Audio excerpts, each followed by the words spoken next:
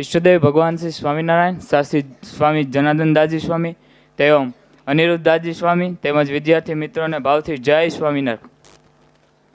એક ટ્રેનની અંદર બે બાળકો હતા, તે બહુ તોફાની હતા અને બાળકો પિતાની સામે જોઈ એના પિતાને કાંઈ કહેતા નહીં, પણ આ બધો માહોલ હાલ્યો।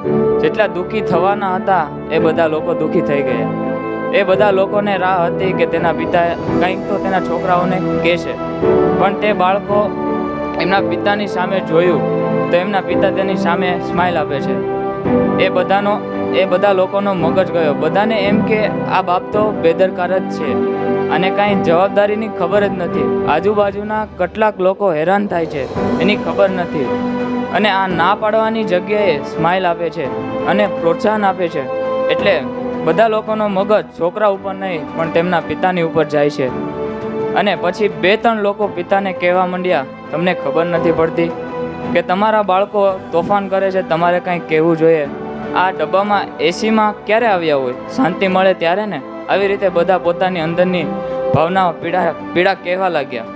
થોડીક વાર પછી ડબ્બામાં શાંત માહોલ થયો, 2 મિનિટ થઈ પછી પિતા બધા લોકોને કીધું, મને વિચાર તો ઘણો આવે છે, મારા બાળકોને કંઈક કહું, પણ હું શું કહું।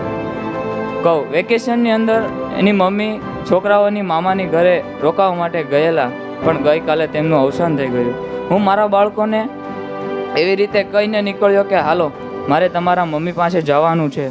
હું એને કેમ કહું કે ગઈકાલે તારા મમ્મીનું અવસાન થઈ ગયું, એને કાલે મળવા નહીં, એની શમશાન યાત્રામાં આપણે જવાનું છે, અને તારી માતાનું મૃત્યુ થઈ ગયું છે, તારી માં દુનિયામાં નથી। વિચાર કરો સાહેબ, કેમ કહું છોકરાને, તે રમે છે। હું વિચારમાં પડ્યો હતા। ડબ્બામાં રહેતા લોકોનો માહોલ સ્તબ્ધ થઈ ગયો, બધા શાંત થઈ ગયા, કોઈ બોલ્યા નહીં, બધા બેસી ગયા। એનો એ જ માહોલ, એનો એ જ ડબ્બો, એના એ જ વ્યક્તિઓ અને એના એ જ લોકો, બધા લોકોને ઉજાગરો હતો, થાક હતો, એ બધો ઉતરી ગયો। અને જે પહેલા તોફાની બાળકો હતા એ બધાને સારા લાગવા માંડ્યા, અને જે પિતા બેદરકાર હતો એ હવે સારો માણસ લાગવા માંડ્યો છે। સાહેબ, કહેવાનો મતલબ એ જ છે કે આપણા જેવા વિચારો હોય ને, આપણી જેવી ધારણા હોય ને, એવું આ વર્તન કરી દઈએ છીએ। તો ખાલી વિચાર બદલી ગયો તો બહારની જિંદગી અને બહારનું વર્તન બદલી જાય છે। કહેવાનો મતલબ કે ધારણા ઉપર આટલી બધી વસ્તુઓ ડિપેન્ડ કરે છે, માટે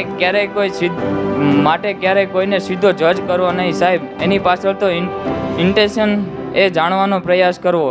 શબ્દ નામની ભાષા આવે છે, ભાષા નામની ભાષા આવે છે, મતલબ કે તમે માની લો છે કે વાસ્તવિક ચિત્ર શું છે એ ક્યારેય દેખાતું નથી। આજે બે વ્યક્તિ સાથે ભળતું નથી, ત્યારે છોકરાને મા બાપ સાથે ભળતું નથી, એનું કારણ શું છે?